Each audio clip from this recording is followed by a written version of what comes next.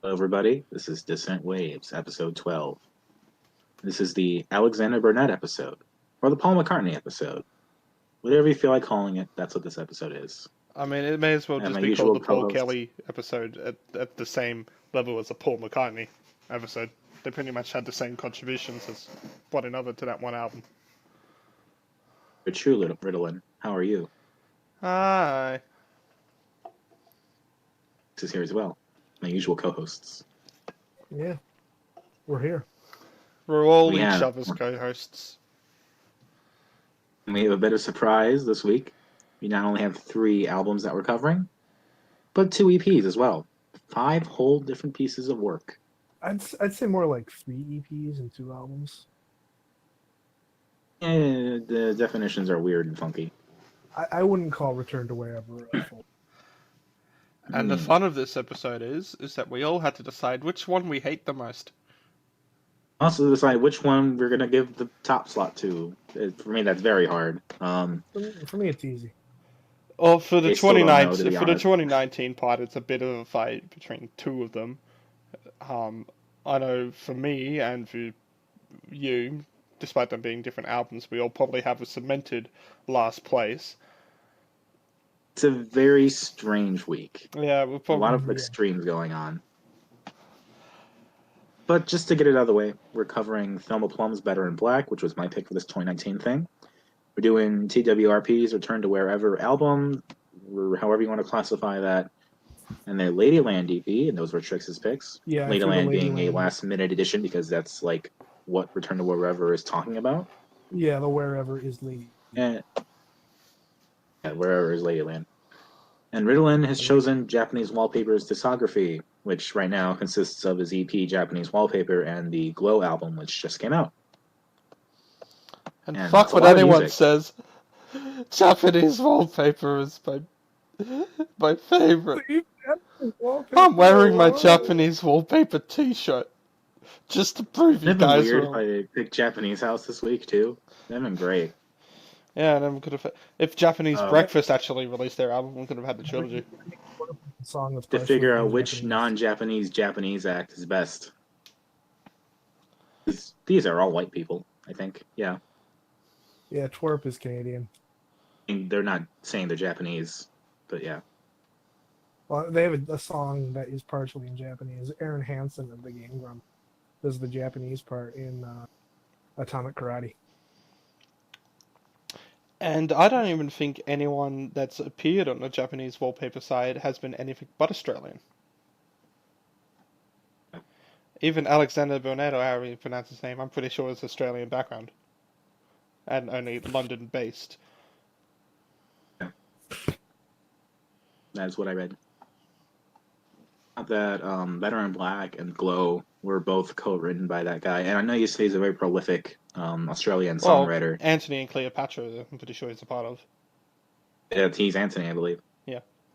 But like looking at his credits, it's just like a lot of it's just Thelma Plum and Japanese Wallpaper, kind of just in a block list there. You could have picked anything else, and it somehow it falls onto that, and I think it's amazing. I love it. So, I don't know. I feel like we should just get Thelma Plum out of the way because it's the only one that doesn't have an addition to it. I mean, just I'm Better in fine. Black? Yeah, I'm fine with starting with anything. And that was my pick. Riddle, you mentioned her on the podcast before, so I was interested in checking her Yeah, out. I want to see exactly how much research that you've done into Thelma Plum, because I put out a lot of details that I already knew about it, but I knew that wasn't all of it. I mean, what are you trying to quiz me on here? I mean, I know about like. I'm not quizzing you. I just want to see what you've researched. So we talked about there's the no- sticky finger stuff before. Yeah, You know that I know. some That's- stuff that happened. I mean, Thelma Plum has more of a type story than just Sticky Fingers. So I mean, wherever what side you're on about it, it's a bit insulting to ever just put onto one person's life story as, yeah, this incident happened and that's all they did. Yeah, but it's more than that. Like I'm trying Yeah. to figure out like there's more to it than that. Like we covered that before. You know, she grew up as an indigenous woman growing up in Delungra in New South Wales. She is And one of she's of the few like big indigenous acts, like pop acts in Australia at the moment. There are a couple other acts who have also found some success, mostly here. My favorite, personally, being Baker Boy, who raps in indigenous languages.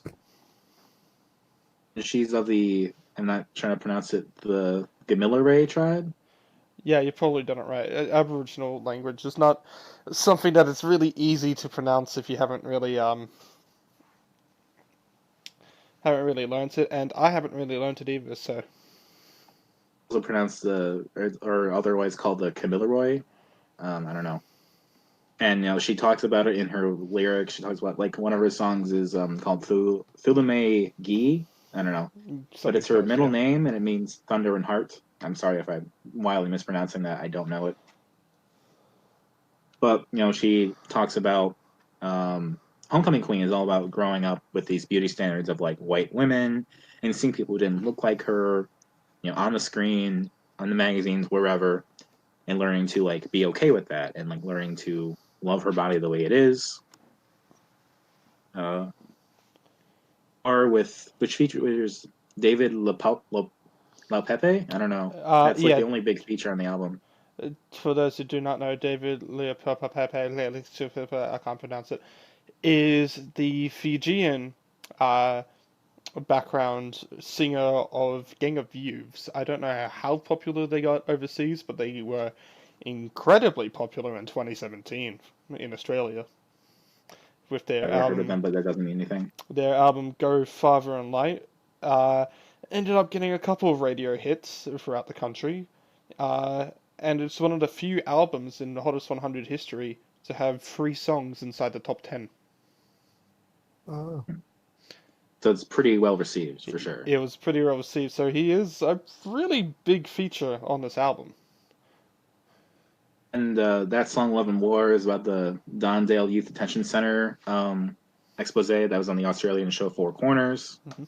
which is just like kind of a look at how I think it's Indigenous youths being abused in this center, if I'm correct. I'll be the first to admit I've never watched Four Corners. That's not because of a lack of interest in it, it's because I just don't watch TV.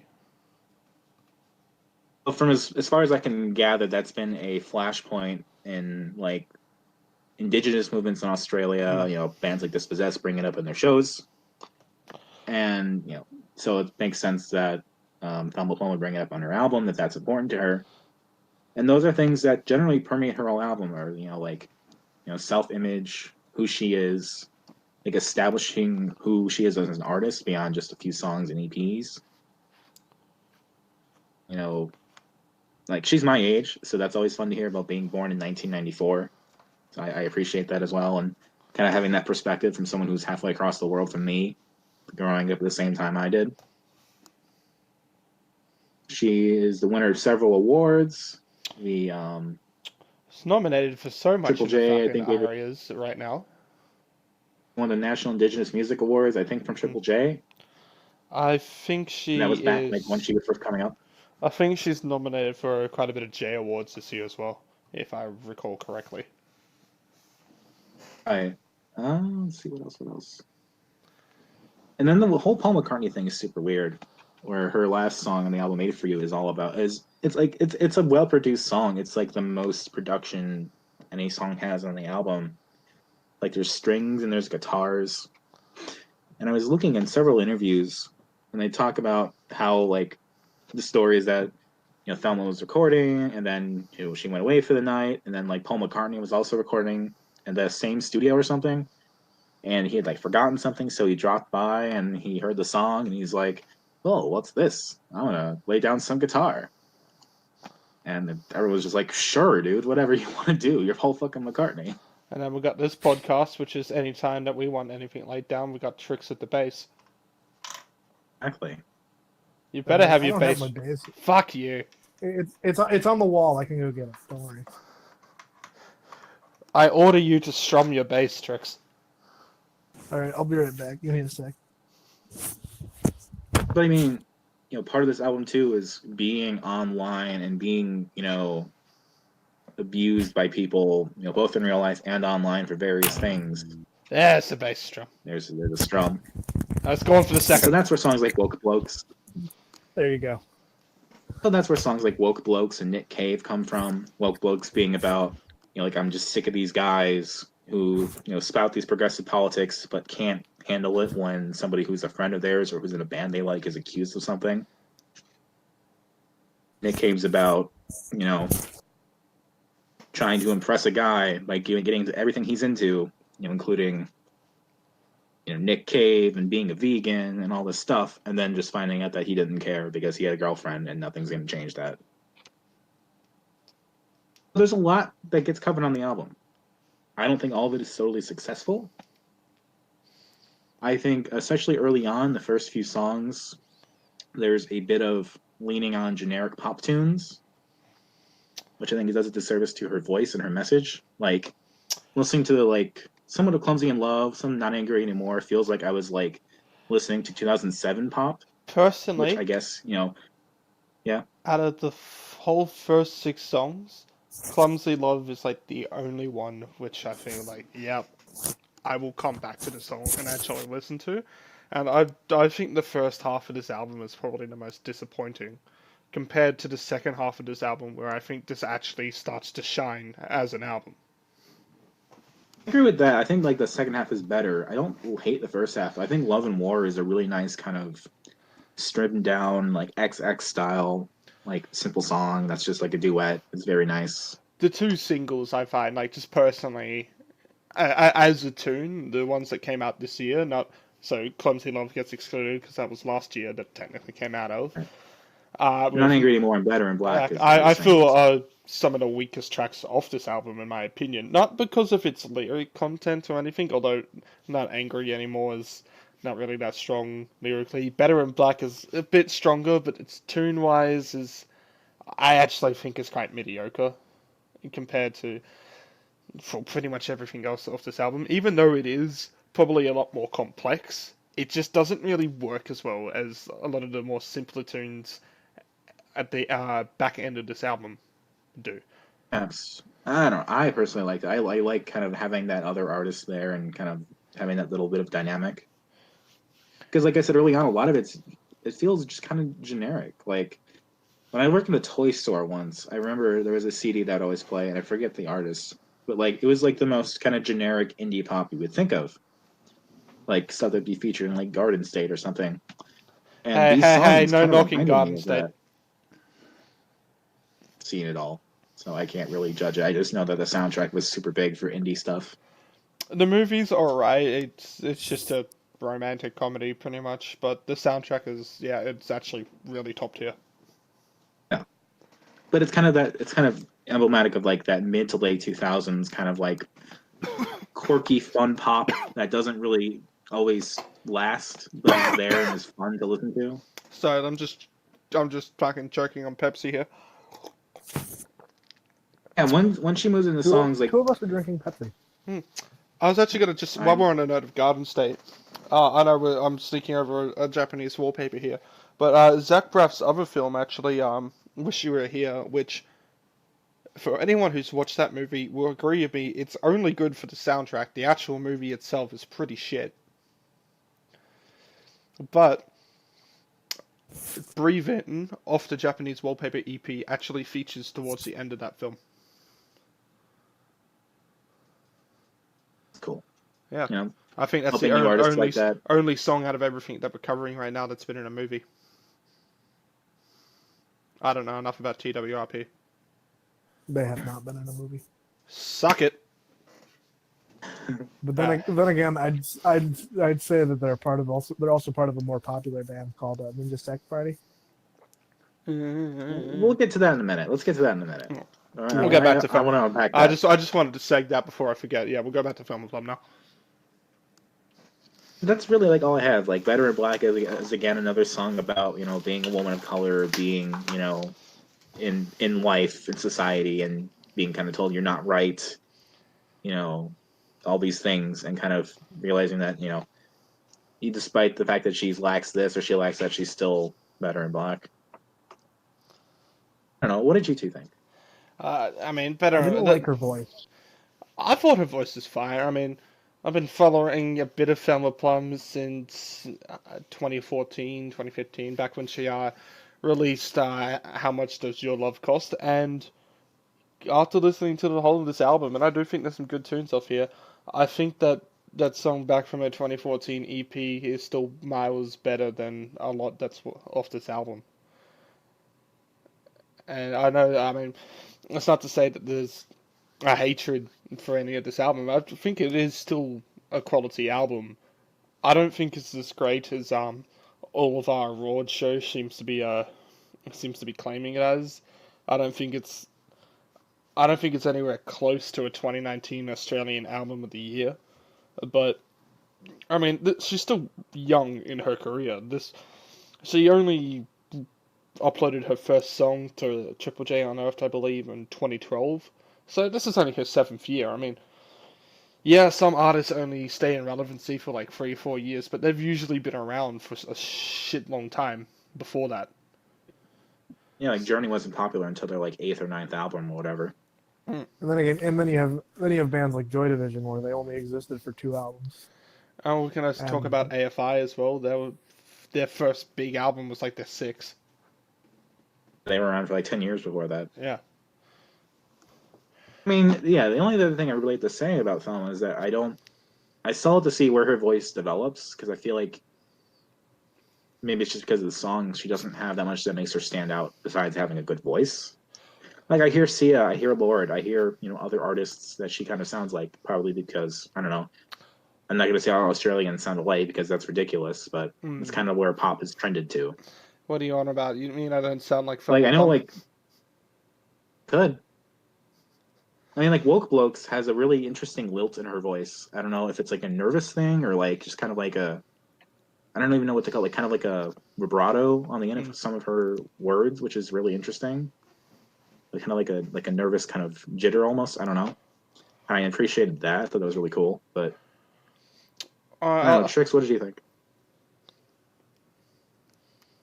Trixie, yes, what you Do you think? think? You go first. I just nothing really stood out on this album. Like I enjoyed the production, like I enjoyed like the backing tracks, but I feel like the key wasn't right for her voice. If that makes any sense. Like I feel like if you dropped the key, like a couple notes, it might jive better a little bit more. I will say I think I prefer Thelma Plum like when I listen to her more as a feature artist than as a main album of listening to her. I think some of the features that she's done over the years have been a lot more funner to listen to, like the big jet plane cover that she did on like a version where she was the guest vocalist, or the song "No One" with golden features. I think I prefer a lot to a lot of her discography, because her voice, when she really does just let to get it shine and she's not focusing on everything else, I think really does start to stand out and become a lot more pleasant.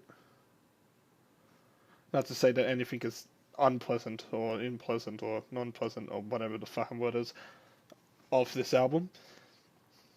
I think again some of the stuff on the earlier stuff of this part of this album is really kind of just generic and boring.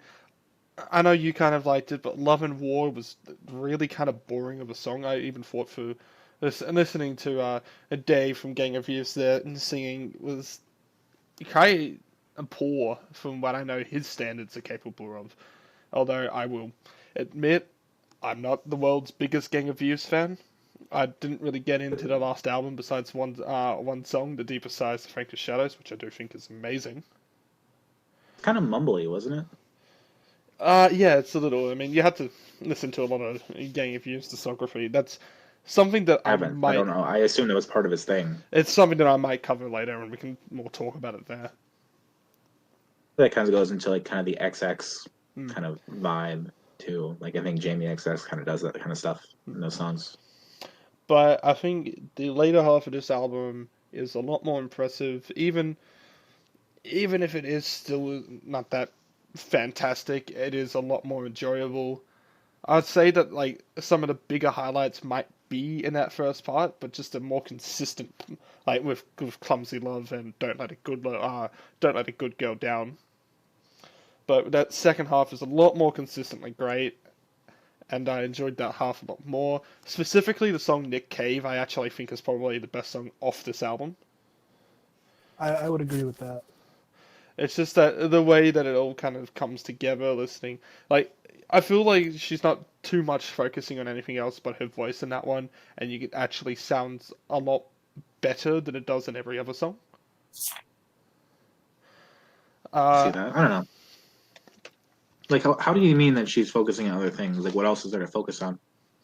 It's a lot more like focusing on, say, like the lyrical content, or I know she does actually play guitar as well, stuff like that. I think in a song like Nick Cave, there isn't so much focus on the instrumentation, so it is trying to put her vocals to kind of more carry it. Okay.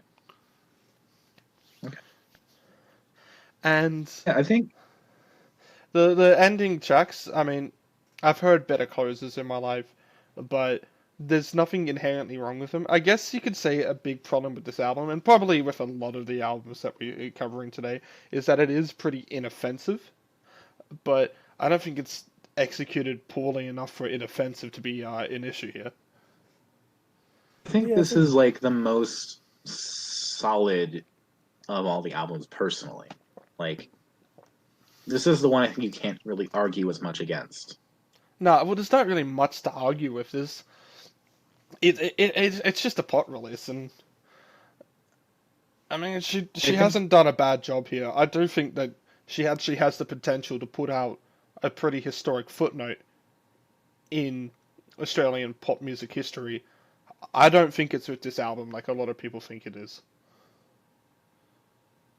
I don't think I do like I want to saw say. Chicks. Go ahead, Dominic.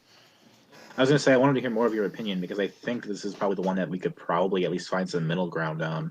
But I mean, we pretty much seem to be agreeing a lot. What I was gonna say is I ended up listening to the Janelle Monáe album a little bit more, just so I could get like some comparison between pop acts. And I gotta say that I think that her album overall was a lot better. I would agree. Janelle Monáe is amazing. Yeah, no, Janelle. Yeah. There's no real denying the Janelle Monáe album is better than this one. Because even whilst I wasn't too personally into Janelle Monáe, there was a lot in that I was still impressed by and could recognize just the amount of work and skill that there was in that album. Yeah, like I'm gonna buy that album on vinyl. You talk about personal footnote or historic footnote, like Janelle Monáe. That's more clearly a candidate. I feel like. I mean, I'm more talking just about in Australian music history. I can't put Janelle Monáe into that because obviously she's not Australian, and I have no idea. Right. I mean, there are some albums that come out in other countries that I obviously can tell are gonna be that historic footnote, or even just a fucking page written about them. I wouldn't be surprised if, say, Kendrick Lamar's "To Pimp a Butterfly" becomes that album that it's not just a footnote; it's a fucking chapter. Yeah, it won a fucking Pulitzer, didn't it? Hmm. It did. Maybe we'll check that. And I'm not just talking about like in 5 years when people go like, oh yeah, that was an album that came out and stuff like that. I mean, when people come out and we're fucking dead, and people are still talking about albums that came out at our time and what is considered a footnote or a chapter. And I wouldn't be surprised if in Australian music history, Thelma Plum does come out with an album that could be at least a historic footnote, if not greater. I just don't think this album is capable of that. I think after a while, the hype kind of goes in this country about it, and we all kind of forget about it. It's not to say that he did win the Pulitzer for Pimp a Butterfly, but yeah. Yeah, it's not to say that this album is bad. It's just I think it is quite forgettable. I don't think I'm gonna remember it like super down the line. I don't know if I'll really like. I might. I don't know. I can't buy it is the thing. I bought the EP just because like kind of like a token gesture because it was only available for streaming here. That's alright. But I've got the CD right with me. I will fly over to America, and I will pass it on to you because it's so cheap here. It's easy. It might actually cost less for you to just grab a ticket to fucking Australia and just like buy it here. I don't know about that, but but yeah, I don't know. Best songs, worst songs. I would say the worst song is Not Angry Anymore. I I I don't know. I tried listening to it a lot, trying getting into it a lot as a single, and it did really pull me off from doing an initial listen originally, which I did, although eventually do, in which I thought the album was alright, and I kind of still have that same opinion, but it definitely was a lot better than I was expecting after hearing that single originally. I think it is the worst song off this album. And I think the best, well, Clumsy Love is actually pretty good, and a close second here. I think Nick Cave is the best song off this album.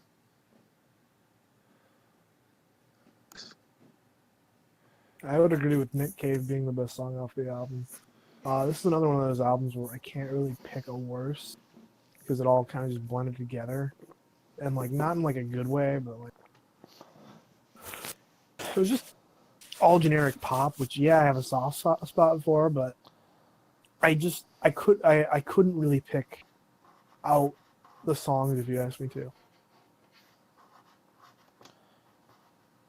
For me, I think Woke Blokes and Nick Cave are the best songs. Woke Blokes, it just has a really nice sound to it. I really like her voice in that. I really like how like kind of bouncy the song is, and the message is really interesting too. I think. Um, I would agree with Not Angry Anymore being one of the worst. Maybe it's the worst. I also don't really like Ugly that much. I feel like Ugly is kind of the thing where you get the point of like, oh, she was friends with a guy and he just had these really awful things to say and she Yeah, wishes that she Ugly was just his friend.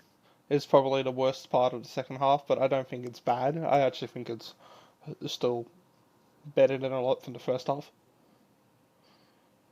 I don't know, that song I feel like just kind of overstayed its welcome for me. So Yeah, fair. those are the two like I think were the low points. Yeah, that's Well, very fair. it's Thelma.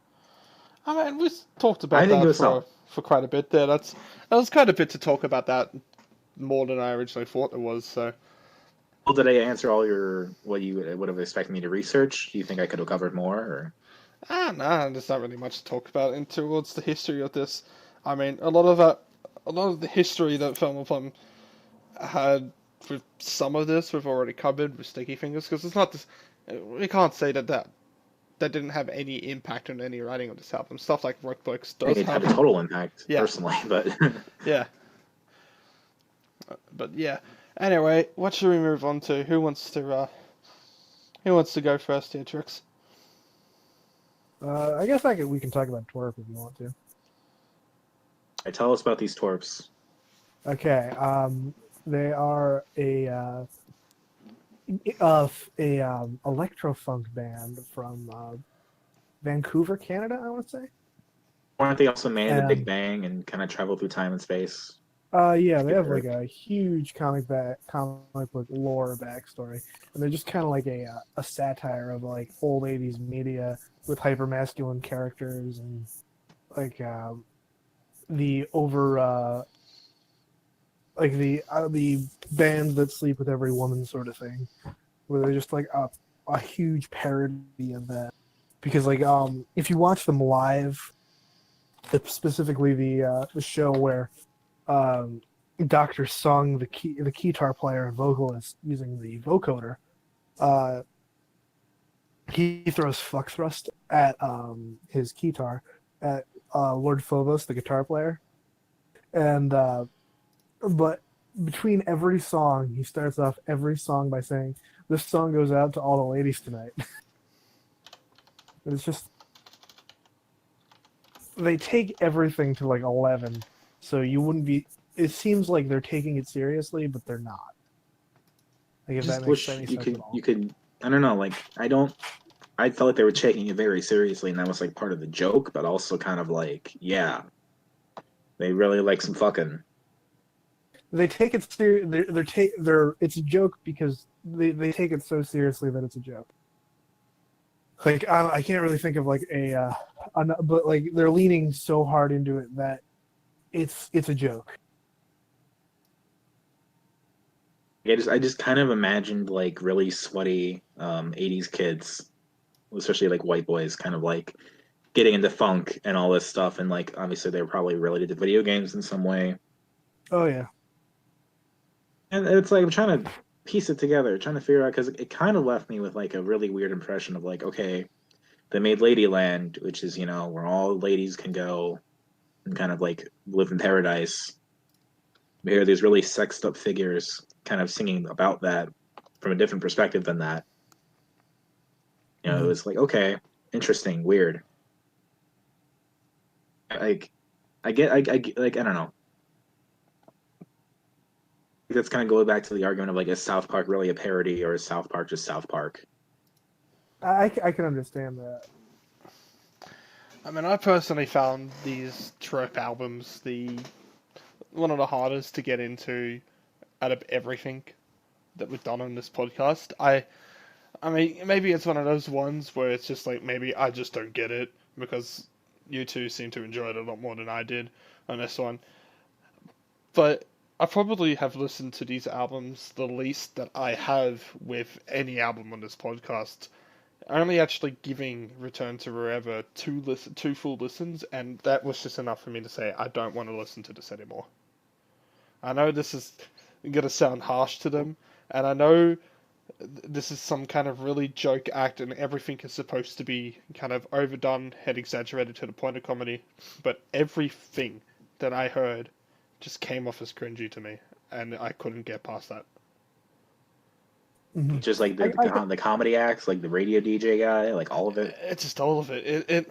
It's not like anything was too poorly executed with the music wise. I didn't hate it as much as a lot of that radio presenter kind of stuff in there. I did, but nothing ever clicked with me. It just felt so tedious and annoying to go through. I couldn't really stand the whole vocals on the whole thing. It's just nothing worked for me. And maybe if I went back and listened to this more, I'll just gonna quickly finish this up. Then I'll get to your The tricks. voice box is an acquired taste. I will say that. Yeah. I like voice box when it's like Daft Punk does it. I think it's really good, for example. Yeah. But here, I would agree. I didn't really get into the whole vocoder thing. Like, it was kind of a crutch, and it kind of obscured the lyrics in a way. I mean, to be fair, the lyrics aren't really the point. A lot of it's like generous dimensions. It's just like, you got a really nice body, but there's also more to you, but you got a really nice body, lady. And I know there was the whole thing. It was like the presenter going like, "Oh, I've listened to every music act in the world, and this is the best." And I know that's supposed to be an exaggerated joke, but it just doesn't hit. It's just cringy. Doesn't. I would kind of agree. I did not like. I was okay with the guy at first, but then I listened to it more. I was like, no. Janelle Monáe had an album where she had a radio guy, and it was way better than that.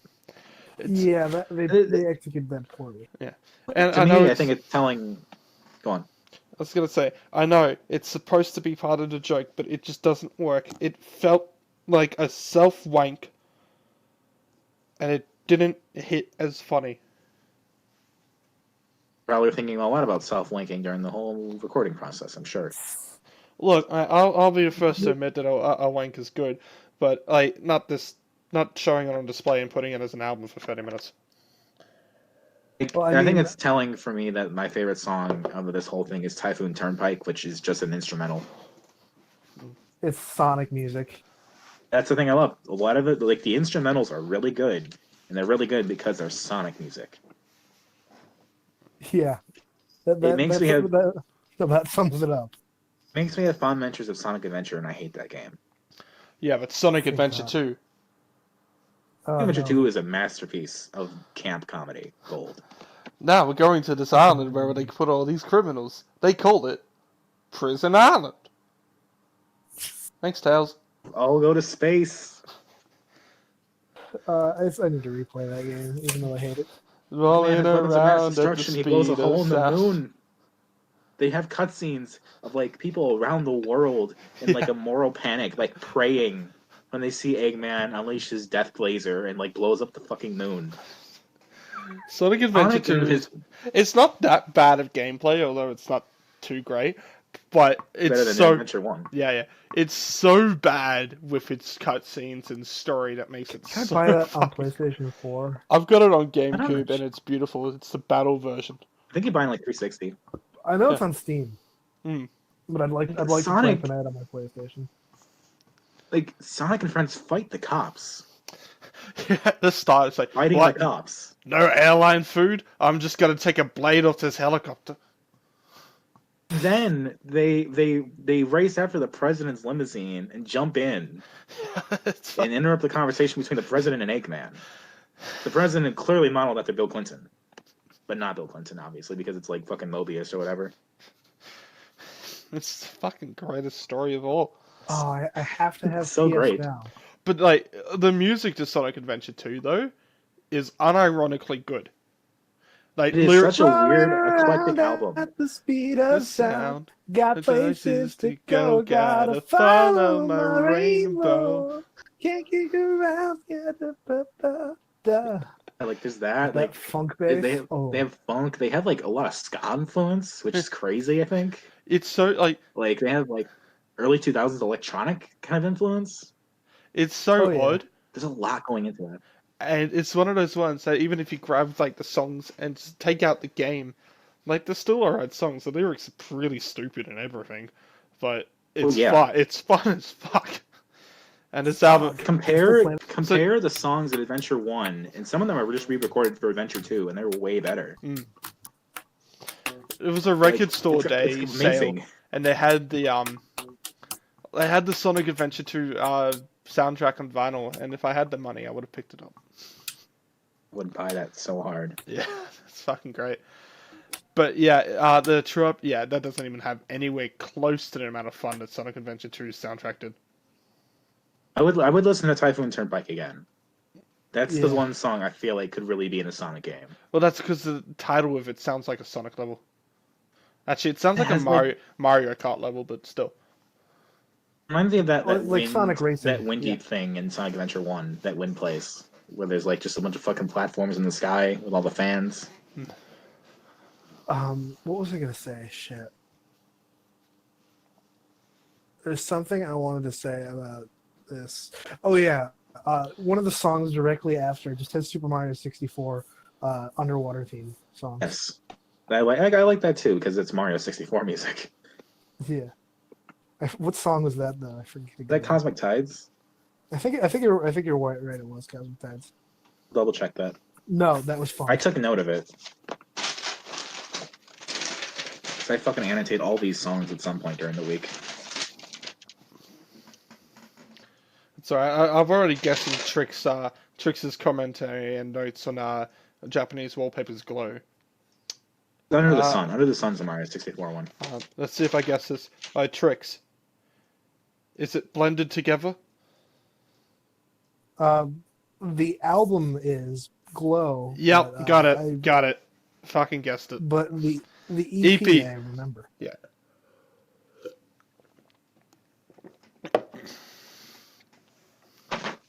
For Christmas, I'm buying you a blender, Trix. Okay. Okay. So if ever we do merch, we need to have Riddlin's grab bag and Trix's blender. What do I get?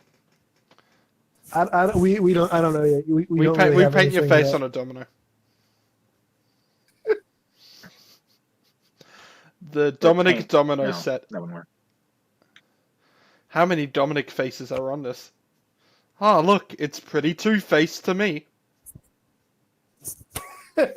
We'll say it's very telling that I went to Torp's, and to be clear, they were named Torp because they were once Tupperware Remix Party, but then they got Oh shit, they're getting sued. Look what you've done. You're getting them sued just because we mentioned this. I guess cease and desist, and now they're Torp, and I think that's very fitting for a name for them. Mm-hmm. Or TWRP if you want to be like that radio fucking guy. But it was really telling when I went on their Twitter, and the first tweet I saw, was just a quote from the band Dragon Sound about Miami Connection is a great fucking 80s band. Mm-hmm. Have either of you heard of this? Nope.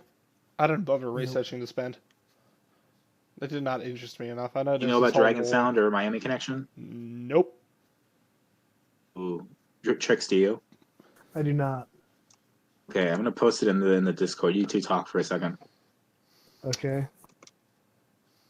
You want to just sing City Escape again, Drix? Well, just what? You cut out for a second. You want to just sing City Escape again instead of talking? Here, let's see if you can hear the bass while I play the bass line.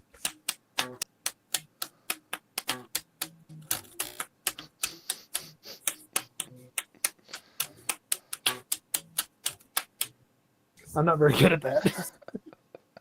So Miami Connection was a film from the 80s that was like shown in a couple theaters and was like so bad that they just kind of put it away. But then it got like refound in like the 2000s, and like people bought it and they saw what it was, and they like Alamo Drafthouse over here like kind of mastered it and like put it out on DVD and stuff.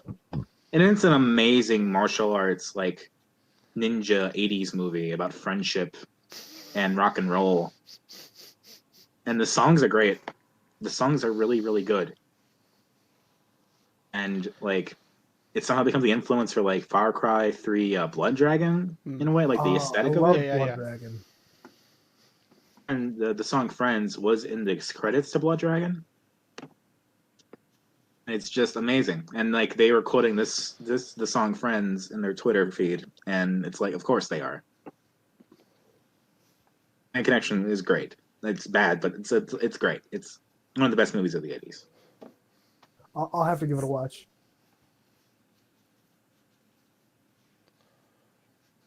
Anyway, tell us about the differences between Lady World and Return to Wherever. Why is it called Wherever? Why is it not Lady World anymore? It's one of those things where it's like not explicitly said that it was that it was Lady World. But if you look at the album arts, you can see that Lady World is in the background behind the band. Because on the album cover for Return to Wherever, that is the band. Right. Oh, they went to Lady World and found out they couldn't get in because they're all men, so they had to go back. I don't know exactly, but I'm assuming they're all men. I don't know for sure. They could be anybody. But yeah. the vibes I get are very masculine, testosterone-fueled stuff. Yeah, and that's kind of like the whole parody idea thing. Whew. Sorry, I just woke up. But yeah, the Lady World is like the Respect Her is about like you need to save the planet, Captain Planet, and like there's a whole bunch of like 80s vibes down there. And if you notice, Dan Avidan or Danny Sexbang features on. I know for sure on Lady World. I forget if he's on Return to Wherever. I don't think he is. But that's the Ninja Sex Party guy? That's the Ninja Sex Party guy. He was on Built for Love. That was when they were featured for sure. Yeah, I think I might have been confusing the last album. The I forget exactly what it was called, but he did Starlight Brigade, which was a great song. But now Tupperware Remix Party is the backing band for Ninja Sex Party, and they're on like their main albums, and they're on their cover albums.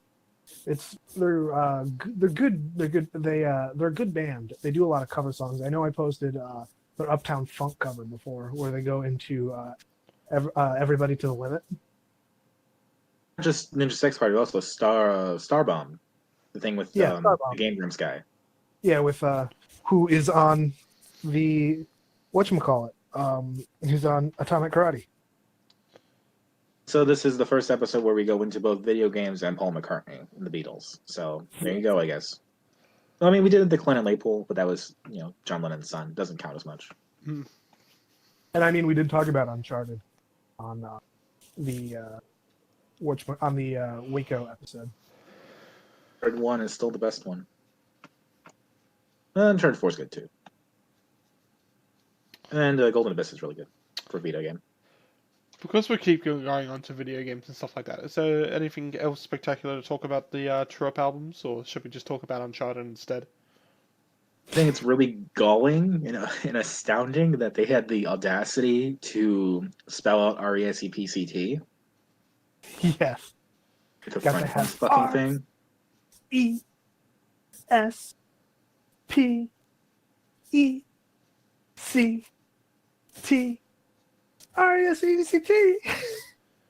It just goes to show Uh, that white people will steal anything that musicians of color do really well. Quick, look at your hand. Yeah. Now, how much music have you stolen, Dominic? I've got like a couple bundles here. Come of, on. Come stuff. on. Be more honest. They're actually shopping bags. What did you steal? They're actually like huge, like I still let's not get into it. Let's move on. Let's move on. He's a Let's criminal. move on. He stole the music tricks. Look, this is not about me. This is about how twerp or twerps. Now, I think this is about you, man. This is a criminal offense. Stealing music is. It's not stealing if they don't release an album. It's a real crime, and there are many victims to it. Never mind the fact that I have participated in this by sending over the files for free of certain albums. To be fair, that was for the purposes of the show. That's not like, that's for educational and This show is just secretly a front for music piracy. My 3 terabyte hard drive. But I said, we're not releasing an album. We're not doing anything with those songs. We're just talking about them. Whereas Torp is just like, RESEPCT. I sure like that. Let's make a song about that. Did anyone else do that? No. Trick's just hiding his bootleg shop of Australian versions of CDs. Is that Tricks? Smoke on the Water? I only have. That's a new song. I only have one Australian album, really. The other one's international. Yeah, Smoke on sorry. the Water is a bad example. Only the Gotye. Gotye. I only sell illegal copies of Gotye. That's the title of this episode. I only sell illegal copies of Gotye. There we go. Right, let me write that down. Alright, do we want to end the trip? Eugene Simmons, I only sell illegal copies of Gotye. That's the last 2 episodes back to back. So we go into our favorites and least favorites of the trip? If we can try. Because my favorite is none, and my least favorite is most of it. It all kind of blended, and I kind of all hated it all. If I'm going to put one album above the other, Lady World, I had, despite giving probably less attention to, I actually enjoyed more than Return to Wherever, but I think they're both bottom of the barrel this week. That's at least my opinion. I don't know. I kind of liked Lady World. I kind of liked Body Image. Body Image is a very corny fucking song about having a positive body image, baby. But that's fun. God, I think my least. Actually, I think I actually really like the overture of Lady World. That was a really nice instrumental. I appreciated that. Yeah. That's probably my favorite. Yeah, I'd probably agree with you that the instrumentals were probably if you had to pick the best, it would be the instrumentals of these albums. Just give me an album of instrumentals and I'd be really happy. But shit, do I have? Oh, shit, I guess my least favorite. I should do Sleep Makes Waves at some point then. That's an album of instrumentals. I think Built for Love is my least favorite or Atomic Karate might be my least favorite because fuck those skits. I don't really care. Ancient wisdom, arcane art. I like those. I like the cheesy 80s quality of it, but it was so self-conscious and so self-referential things that I just could not take it too seriously and enjoy it the way I think they meant people to. Fair. Again, I'm thinking of 80s kids who grow up on that and really love it, and now they just want to regurgitate it to people now that they're that age and they can make that stuff. I don't mean to be too cynical. I do. Trix, what's your least and best Um, favorites? and it's about Return to Wherever, to give it its due. Return to Wherever, best song on there is Typhoon Turnpike. Typhoon Turnpike is like the best song of the week to me. Song is like, I don't know, Hidden Potential, or no, Generous Dimensions is the worst song of that album. All Night Forever is also okay and not bad, but man, Typhoon Turnpike's really good. It's a Sonic song.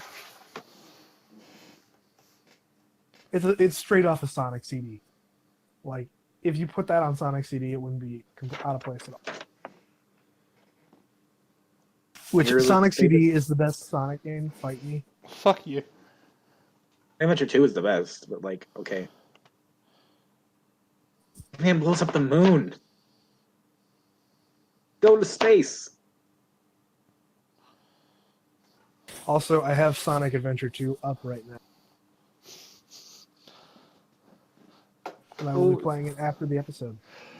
But before you can Fifty-year-old get into hedgehog. playing Sonic Adventure 2, we have another album to get into.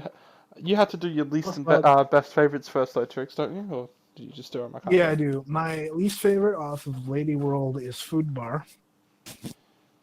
Did not really like that song, if I'm going to be completely honest. Favorite off of Lady World is Atomic Karate. I love that song. It's a blast. Food Bar is a really interesting song to put after Body Image, I'm just going to say. Yeah, Body Image is great too. Like, just the idea of like a food bar after talking about positive body image is like, oh, okay. Well, if you watch the music video for Food Bar, it's like an actual like food bar, like an energy bar. Oh, okay. Sorry to interrupt. And for Return to Wherever, favorite song has got to be Typhoon Turnpike as well. Least favorite song, probably the last song. Its title escapes me. Night Forever. Yeah, I'll know Yeah. forever. That one. Yeah. The one before that with the presenter being like way more prominent than that, I think is probably still the worst of that album. Even though it's a minute and 30, it's like a minute 30 or something like that. It's really short, and it's like, here we are back at TWRP, and then it's just like 40 seconds of instrumentals. It's like, wow, and it's like. Instrumentals were fine, but like that guy is just too much. Fucking. Yeah, and I gotta say that this band and albums just have a soft spot in my heart because the bass on their album Guardians of the Zone is what got me to pick up the bass guitar. Or we keep crushing your soft spots. I'm sorry. Yeah, well, it's fine. Like, I understand it's not for everybody, but I goddamn love these guys. Well, we're all entitled to Right. our own opinions, and we're all entitled to be wrong with those opinions. And by saying We're gonna that, have more of those coming up. here is now the opinion in which apparently I am wrong with, but fuck you guys. What's about Gab Strum, Ritalin? Gabstrom, otherwise known as Japanese Wallpaper, it came to light after winning Triple J Unearthed High School Edition back in 2014.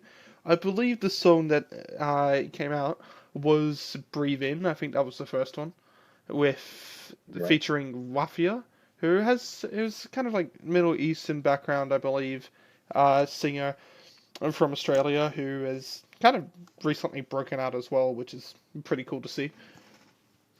And then ended up making, in that same year, 97, I believe, in the Hottest 100 with the single Between Friends featuring Jesse Davison.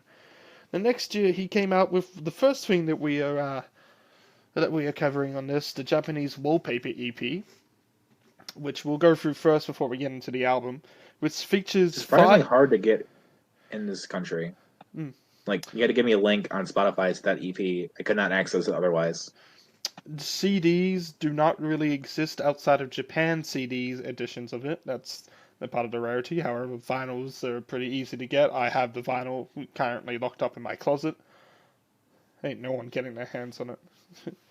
And it doesn't feature any of the vocals that you hear on the album, because he wasn't quite confident in doing his own vocals at this point. So it features 5 guest vocalists: Jesse Davison, Pepper Knight, Wafia, Ailing, and then it's not credited as a feature on there, but the last one is actually Dustin Tebbit, which you might know from his breakout song "The Breach," which I believe was a role as well in 2014. This is not even the end of this.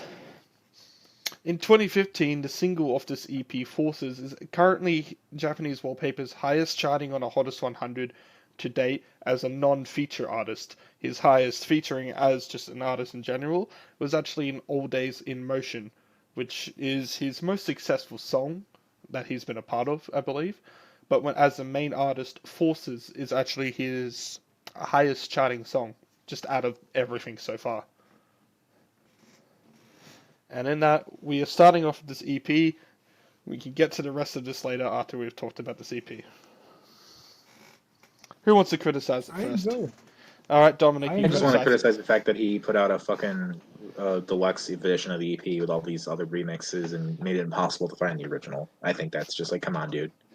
Let people listen to the original if they want to. Yeah, it's because you can only have the deluxe. It's because the deluxe is available in the albums, but you didn't scroll down to fucking singles and EPs. It's not that hard to find the original EP version. I couldn't find it here though. That's the thing.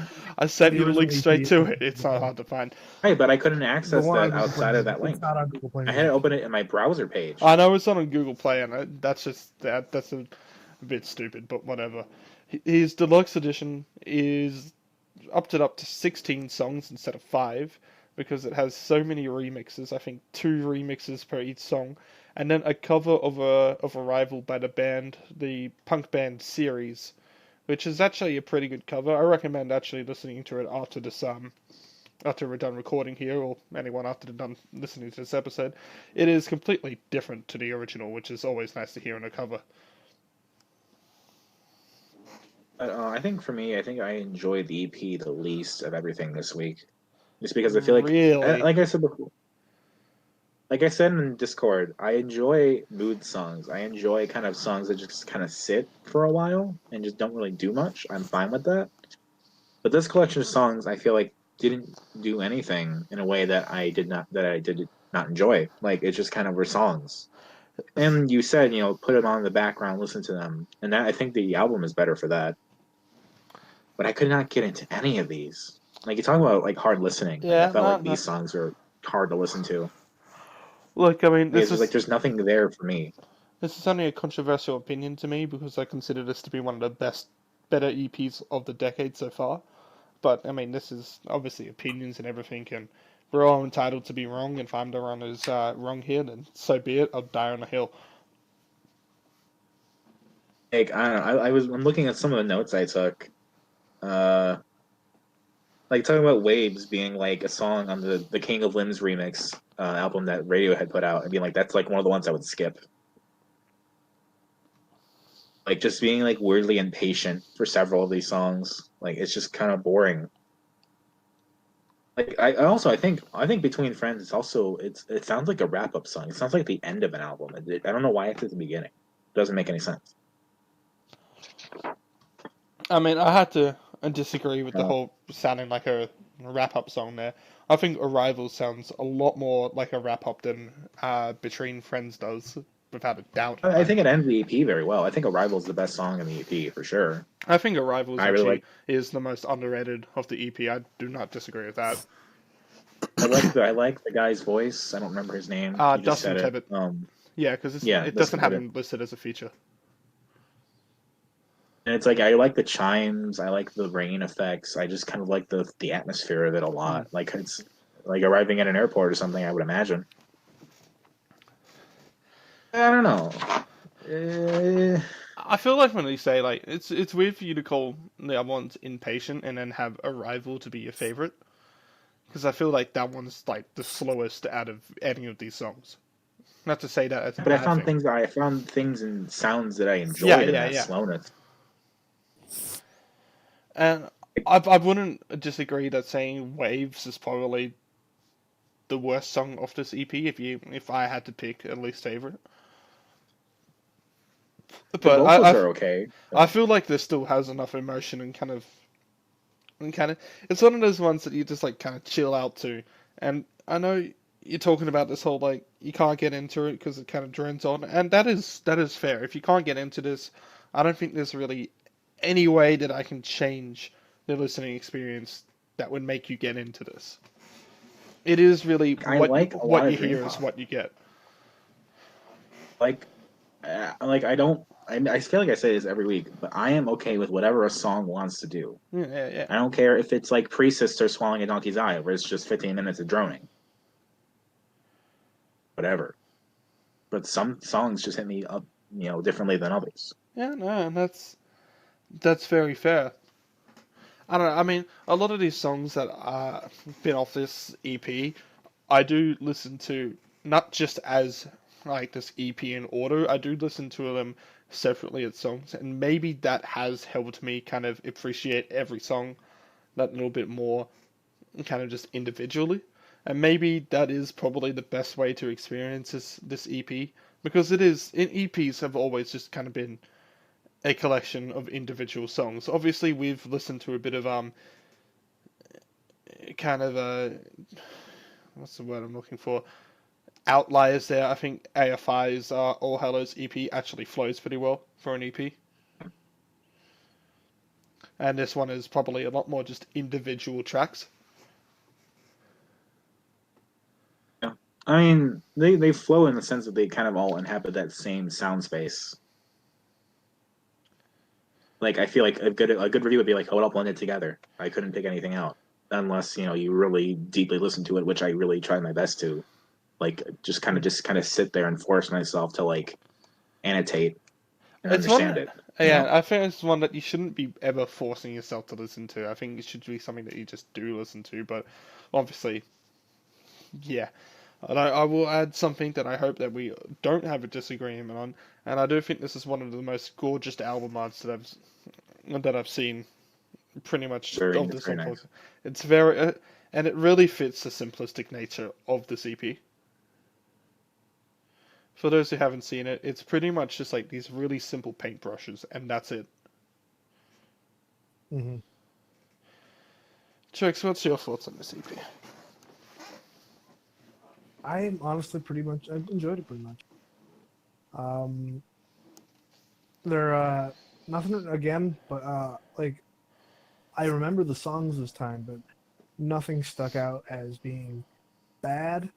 It all was just kind of like a solid good. Like if that makes sense. I mean, the song Forces has been pretty much heavy on my playlist for the past 5 years, so, well, past, let's see, 2015, 2016, 2017, 2018. Yeah, it's coming up to 5 years.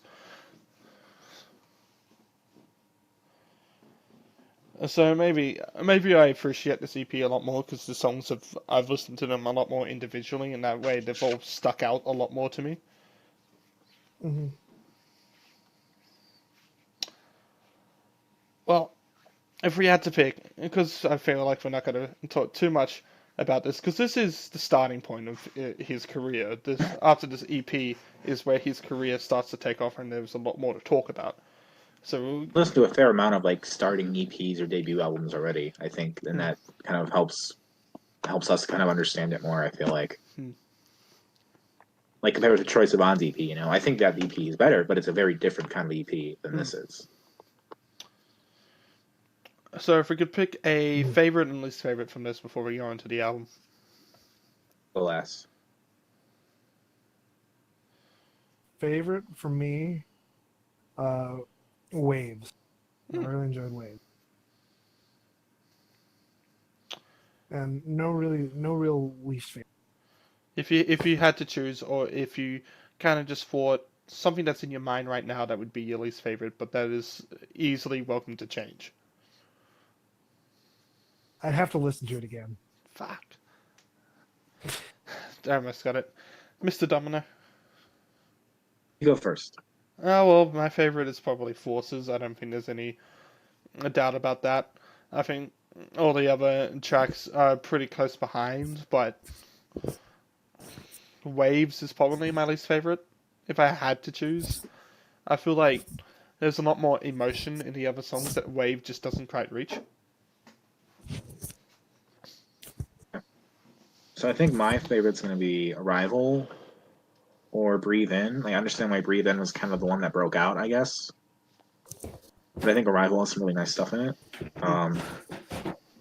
His favorite, it's either gonna be Waves or Forces. Because I think I like Waves in my mind is the least favorite, but I'm looking at my notes for Forces, and I really seem to not like that one more. Just kind of like I have a note that's just like I just feel general apathy. Like I should not care. I mean, This song actively does not want me to care. Forces is not a real like, oh, there's so much emotion, there's so much like sad. It's a chill love song. There's no denying that's what it is.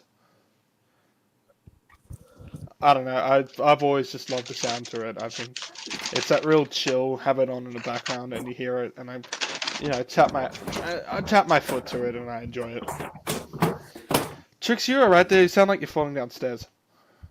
I was going downstairs. I needed to get my phone charger because I'm on 1%. Oh shit! Run, Trix, And I run. kicked something. I kicked something that was on the stairs. My bad.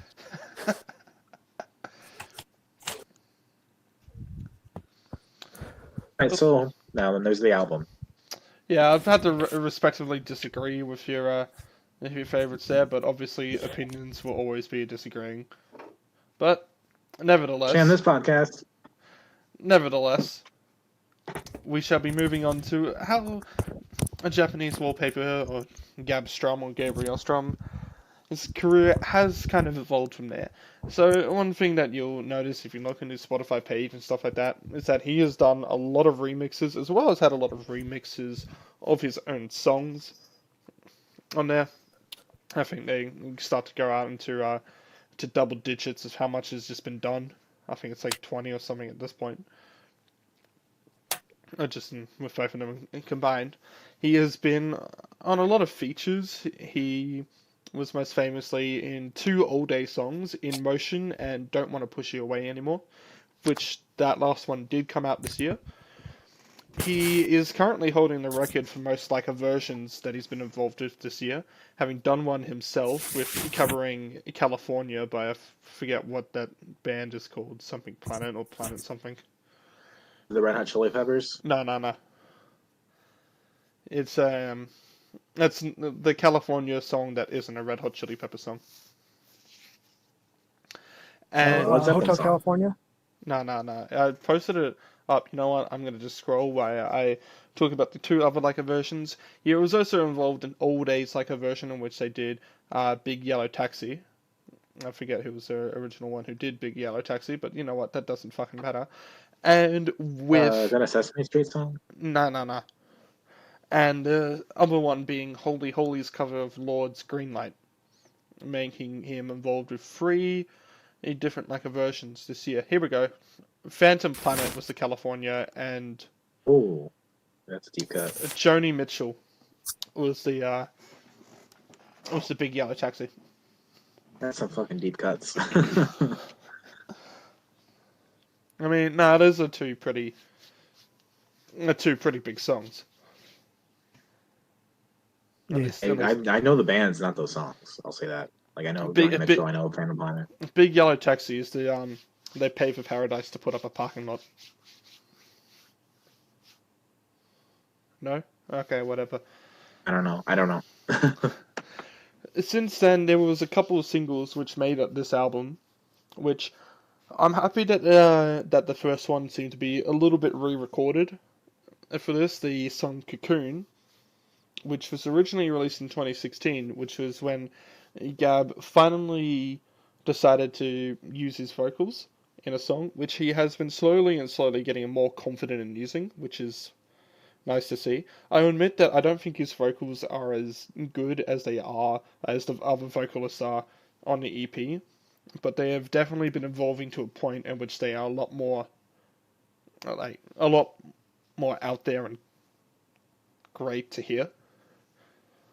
That's been my struggle with a lot of it. I just do not really like his voice, and I don't mean to be mean about it. No. It's just I don't disagree with really that. much appeals to me. I do think his voice does drone on And a I bit think here, and I do think he still does have a bit to work on. However, there I can is. understand why he didn't want to do it at first. You know what I Mm, mean? And I think, like you said, his voice does kind of change and get kind of. For me, it got better or worse depending on the song. Like mm. some songs it worked well, and some songs it did not. I feel like songs like Cocoon and Fooling Around is alright. Cocoon is probably originally where his voice isn't as great as it is in others. Anyway, he finally released a couple of weeks ago, I think like going up to a month now, his debut album after all this time, Glow, which is incorporates all the singles that he had released beforehand, which was Cocoon, Fooling Around, Imaginary Friends, and Tongue Tied. So that's a good 40% of this album is already covered by previous singles, meaning that going into this there's really only 6 new tracks. And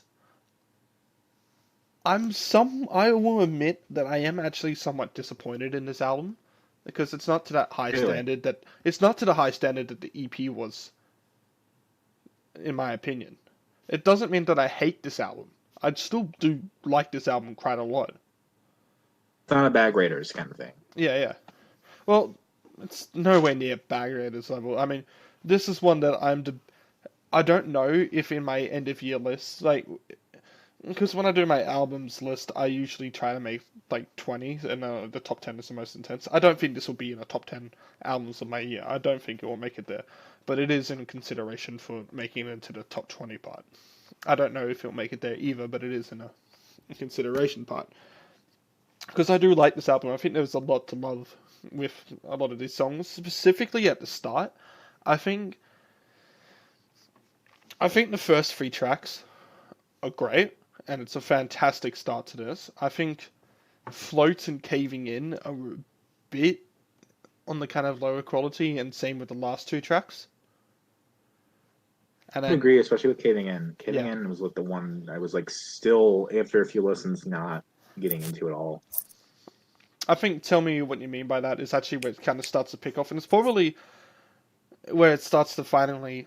Because the first half of this does blend in quite a bit, and then the second half, while Strix is just going up the stairs here, No, and that was my knuckles. you want to Who get else them is checked here? out? They sound staticky. Well, let's get some Pumpkin Hill in this podcast. This is Die our in worst aquatic one yet. mind. And the second half of this album, I reckon, blends a lot less with each other, and are a bit more able to tell the songs apart.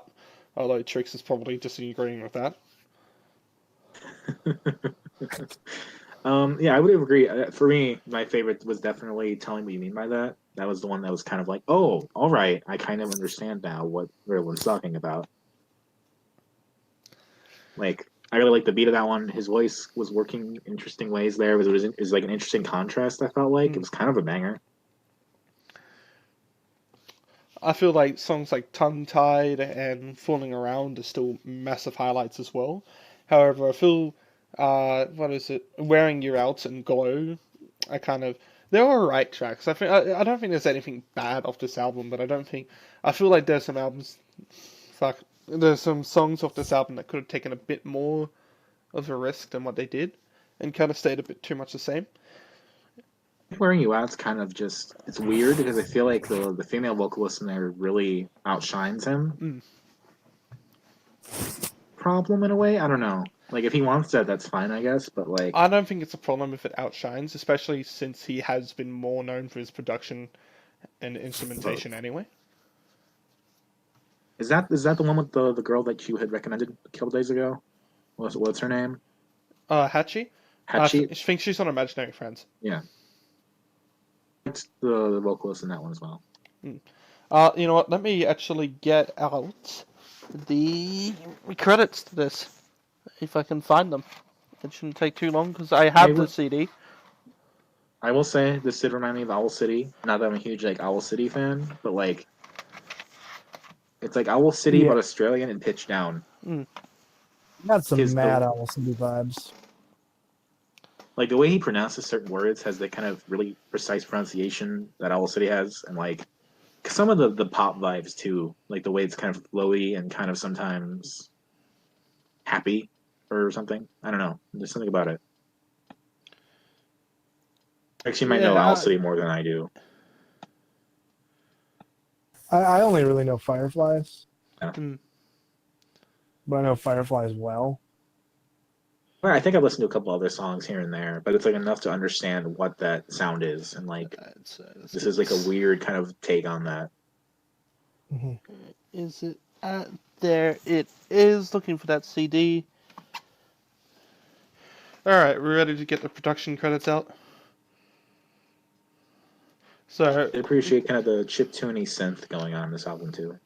get ready to just say Alexander Burnett a lot. Check. Alrighty, get you there. Let's get this poster out. Because it's got all the production credits on the back of it. I fucking hate when they do it like this. Alright, so on Imaginary Friends, where are you at? You're somewhere. Imaginary Friends. Yeah, Harriet Pilbeam, who is Hachi, there's backing vocals on that. And what was the other song that you're talking about? Oh, the second to last. Yeah, Wearing You Out. Yeah, wearing it out. Does it even talk about Wearing You Out on here? It should. Let's see. 1, 2, 3, 4, 5, 6, 7. No, it's like that's the one song that they forget about on this whole fucking thing. It's pretty. Really? Well, that was the only song when I saw him live that he didn't perform off this album. Oh, no, weird. 1, 2, 3, 4, 5, 6, 7, 8, 9. Yeah, there's 9 credits. There's actually no credits to Wearing You Out on this. At least not that I can see. Oh, by the way, since this is a unique opportunity and it's going to sidetrack the show a little bit, Yep. tell us about the concert. Oh yeah, so the concert is a lot more it's a lot more louder and kind of poppy than the album might suggest. Songs like How long ago did you go see him, just for reference? From Here, an hour's time, like 40 hours ago. Okay. So pretty recent.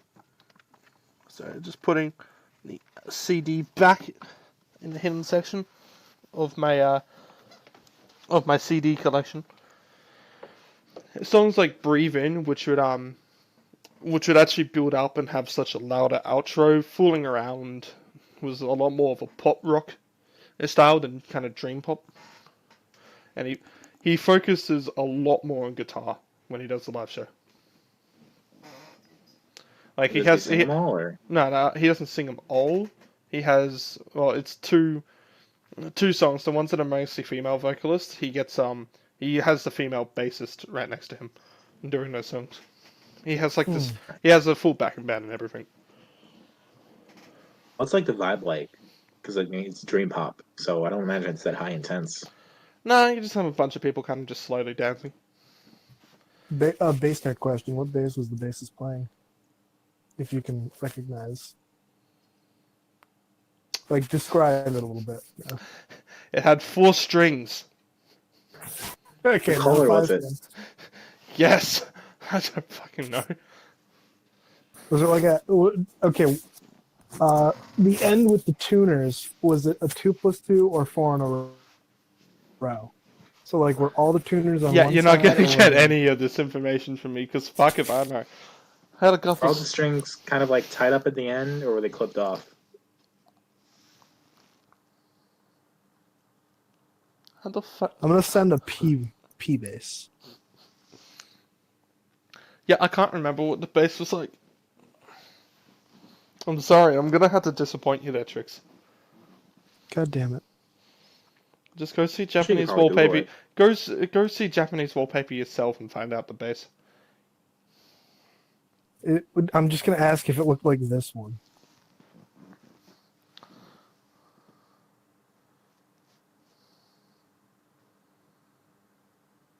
No, I think it was different. Discord. I don't know. I can't remember fucking shit. I wasn't that close enough to the stage anyway. Ah, Sorry, just bass nerd. I was kind of surprised to find that he had been to Chicago like less than like a month or two ago. I think September.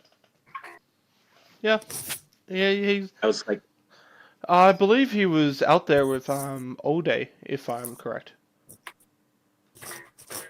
he had like a really weird kind of world tour schedule. I feel like where it wasn't too long.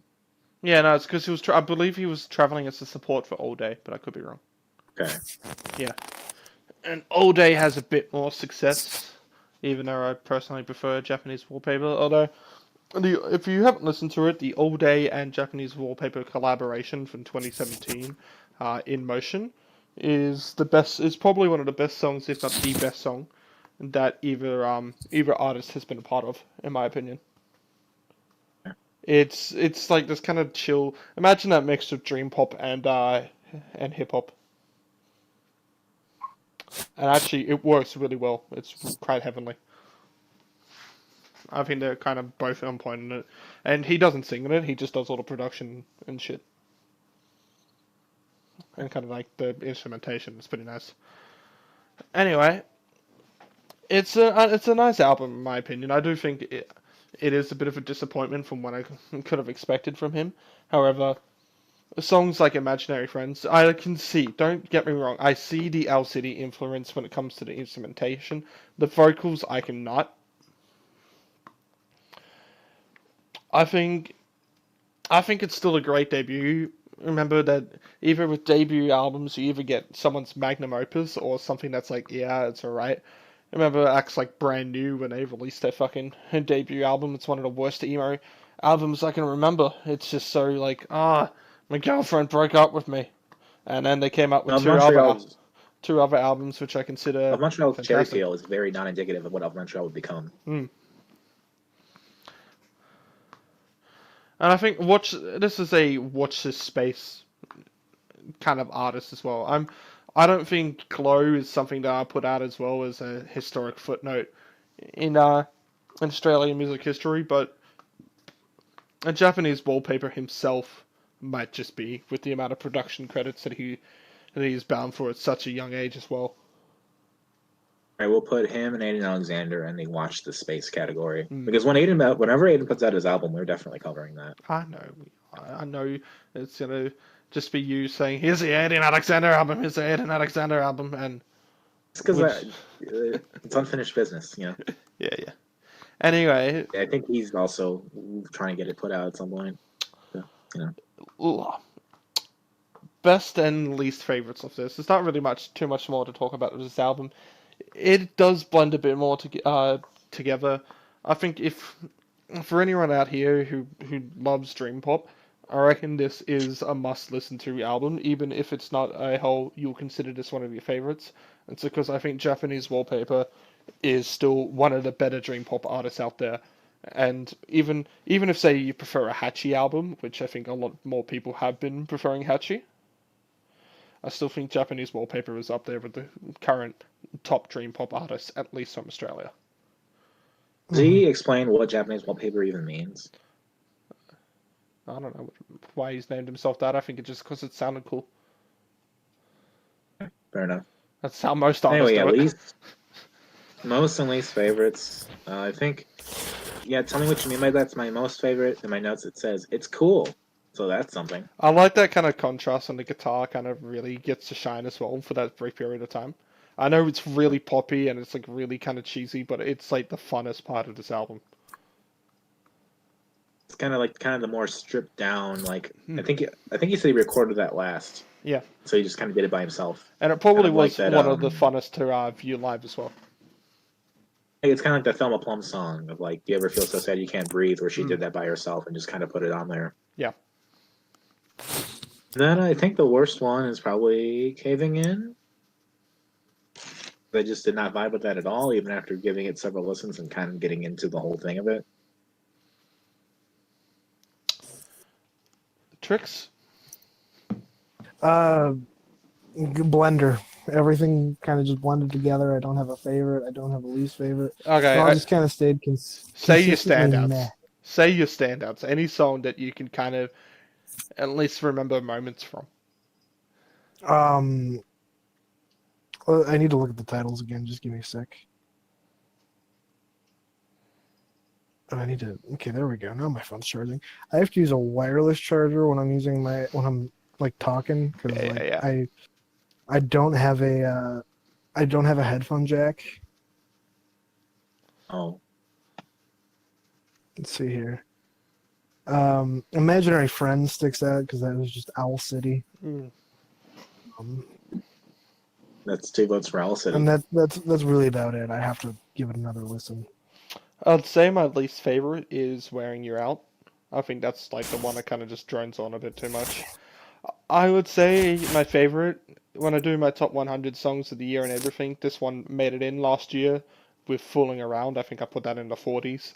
I actually think that's one of like the poppiest and fun, probably the most fun tune off this album. I do like Imaginary Friends, but I think I prefer Tongue Tied and Tell Me How You Mean, but what you mean by that more than that song.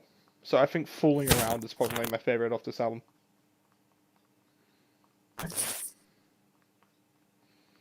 That is 5 different fucking albums, like 3 full and 2 EPs. That's a lot of music. In an hour and a half. I did it. All right. Let's do the So- album rankings. This is gonna be fun. This is the hardest one I've ever done. I'm You gonna know, tell you right now. I'm It's just gonna easy go. for me. I'm gonna go first. Number 5 is Return to Wherever, and number 4 is Lady World. I didn't really enjoy those ones. I put number 3 as, I know I do this a lot when I pick my favorites, but it's kind of just how it's going. But I don't want to. I want to say that number 3 and number 2 are very close to each other, than you might think from what I've said. Number 3 is obviously going to be Thelma Plum's Better in Black, and number 2 is obviously going to be Glow. I think those two are just like, yeah, they're good albums, but there's not really much more than that out of enjoyment and quality. Number 1, Alexander Burnett. yeah, and number 1 by far is just a Japanese Wallpaper EP. At least in my opinion. So for me, this is the hard part of like trying to Yeah. figure this out, because number 5 is definitely the Japanese Wallpaper EP. That's just the one I could not get into at all. You're wrong, but go ahead. Number 4 is hard because I want to give it to Lady World, but it might be the Glow album. No, give it I'm to gonna Lady World. say Give it to number Lady 4. World. Come on. This might change by the time I rank them in my whole list, but number 4 might be Lady World. Number 3 is Glow. I'll take it for now. Take it for now. Number 2 and number 1 are also very hard because I like Thelma Plum's voice. I like think it's pretty Torp's obvious in my instrumentals. opinion, but I mean, my opinion's only been done. That's the problem. Like, I really appreciate Torp's instrumentals. I think they are amazing. But Thelma Plum also has some really good vocals. The problem is that neither album has the most stability. Mm. I'm going to say number 2 is Thelma Plum. Oh. Number 1 is Return to Wherever. That may change very You're quickly. now banned from Australia. I think this is like the second time maybe I put Trix's album first. So It is the second time. What was the first time? It was Petite League, the last Yeah. 2019 episode. yeah. I think I have a chance next time though. Okay, for Right. me, number 5 was Glow. Really, that surprises me. Number 4 was Thelma Plum. I Okay, got number understand that from 3, what you so said. at least. Number 3 is Japanese Wallpaper EP. Number 2 for me is gonna have to be Return to Wherever because I like Lady World a bit more. It's not neither of them are my favorite album by them, but they're both good. Video World was like the last minute edition because we didn't say that last epised. It kind of came about No, we after. didn't. That was me being like, we should, since I'm gonna cheat a little bit, and like I want to include Lady World. Because that's the fun of this word. podcast. We can just do that because who cares? We Yeah. make the rules. Yeah. Well, sorry if you listened along and was like, "What? You did a whole other album?" Well, you'll get there. Yep. Sorry for anybody like me who has to do a podcast with two uncultured swines who don't enjoy Japanese wallpaper. We He's have to do a forsaken you. podcast with a prisoner. Dylan, which Torp album came on top of that one? Lady World is top. The Trace, that was you. I'm asking Riddlin. Sorry. No, I put Lady World above Return to Wherever. Okay. I'm the only one that likes the album more, I guess. So that's okay. They're both good. It was tough for me. All right, so that brings us to the song of the week. Forces. Sorry, there's just no debate in my mind about it. From Turnpike. You go into my Gotta be. Last FM page and you go into my top songs of all time, and Forces is like there with like 130 listens, and like the next, it's not my most highest, but like out of everything that I've listened to and stuff like that, it beats it by a mile. So yeah, Forces. I like Typhoon Turnpike so much, I'm going to buy it on iTunes right now. And that was going to be my recommended song too. Well, let's see. This is going to happen in real time. This might be the only Torp song I ever buy. I will see. And now we holy go crap. in while Good he's song. buying his album, or his song. Let's go into Put my the albums password. that we 1, 2, 3, 4. I love you. Let's go talk about the albums that we're going to cover next week. And I have chosen this one, kind of knowing your two's opinion, out of spite. You don't like dream pop. You don't like this. Sorry, it's not that you don't like dream pop. It's like you don't like this poppy kind of real soft album. So I'm picking one of my favorite, most underrated heavy punk albums of the 90s. Scream Feeder's Burn Out Your Name, which is like this I kind love of... that name. I know, it's a mixture of grunge and punk, and it is just heavy for a punk album. A lot of the popular stuff that got out around that time was a lot more pop rocky, and this is... It's not that it's straight far away from here, but this is probably... It's not the heaviest thing you've ever heard, it's far from that, but it's probably the heaviest album that I have covered so far, or going to cover. And This is your Devin Townsend. It's not even going to be the heaviest star or the hardest one to get into that I'm going to cover by the end of the year. I have planned my spite ending just because of this. Say it's spite. I'm probably going to like that. Probably. Anyway, Scream Feeder's Burn Out Your Name. You probably haven't heard of Scream Feeder. I know, I'm a hipster. Get used to it. But they are a relatively unknown act that... It's actually surprisingly still around with their original lineup after forming in the 90s. And Burn Out Your Name is an album that acts like Something for Kate, which have been pretty big acts in Australia, have considered their favorite album of the 90s. So it's going to be a fun one to get into.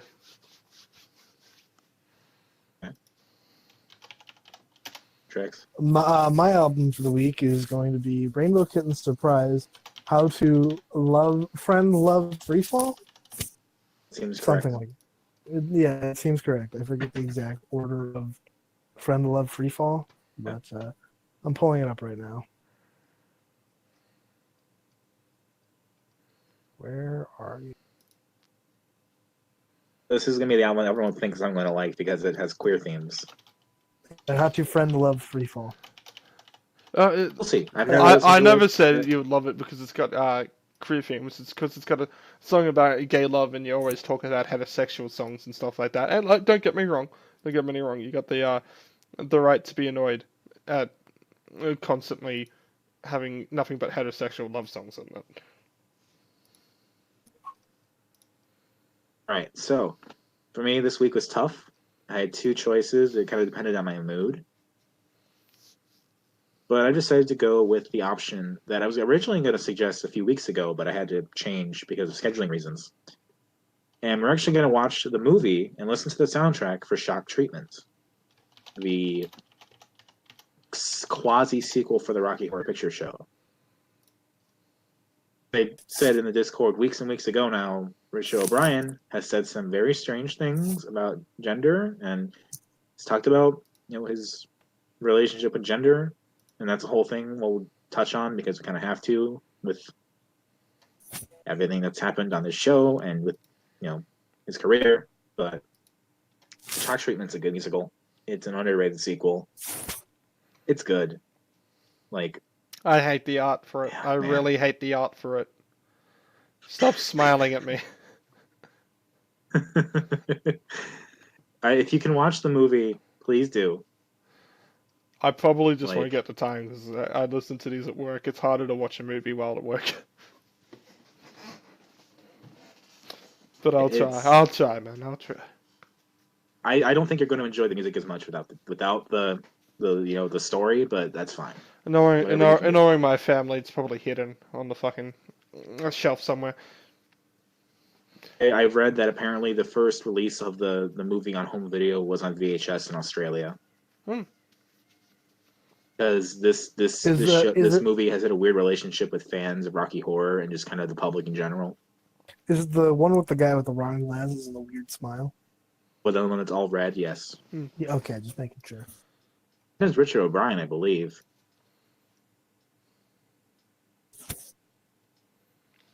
And I will say this is, if you're listening to this, if you're in the audience listening to this and you don't know anything about Shock Treatment, this is very much a satire album. You're going to hear some things that are going to be like, what the fuck did he just say? And it's like, yeah, keep in mind, this is going to be a heavy satire kind of thing, which, we'll get into as well. And with that is going to be the Dissonant Waves podcast for episode 12. I have been Ritalin. You can catch me on my website, ritalinforkids.github.io. I'm probably never going to update that thing again because I work full time. I don't have the ability to do any other projects besides Dissonant Waves. So, don't get disappointed when you find out there's nothing on there. I also have a YouTube channel.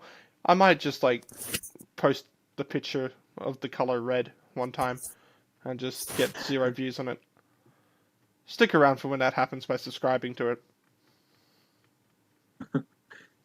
I've been Dominic. You can catch me at Twitter at DACICHOCKI. That's my initials and my last name. I write for tiltingwindmillstudios.com. As of this recording, I just put out something today about midnight releases and how video games shouldn't have them anymore. I also write from other places sometimes. You can also follow us on Twitter at Dissonant Waves. Please do. We update that every week or more when we can. Mhm. And I also have a YouTube technically, but I just use it for random game footage. So it's not really worth following. Subscribe to it. I'm going to tell you the name of it. I've been Trix. You can catch me at Procrastinaut on Twitter. That's procrastinating astronaut and with an underscore. And I also have a YouTube channel where I'm planning on posting some bass-related content. If you want to see me modify some cheap basses and review a 70s Univox or Rickenbacker copy sometime next weekend. When we record this, which is like the weekend the 15th. Follow that. It is Moonchild. All right, so that is this podcast. If anyone has anything else to say, I think we're going to sign off. Let's do the Seinfeld theme. Don't get his copyright struck. I was going to get so struck. I'm just going to keep talking over it so we don't get struck because I really don't want to have it off the speed. So that's going to be it. Have a good night, everybody. Cut the recording. Cut the recording, Ritalin. No. Do the right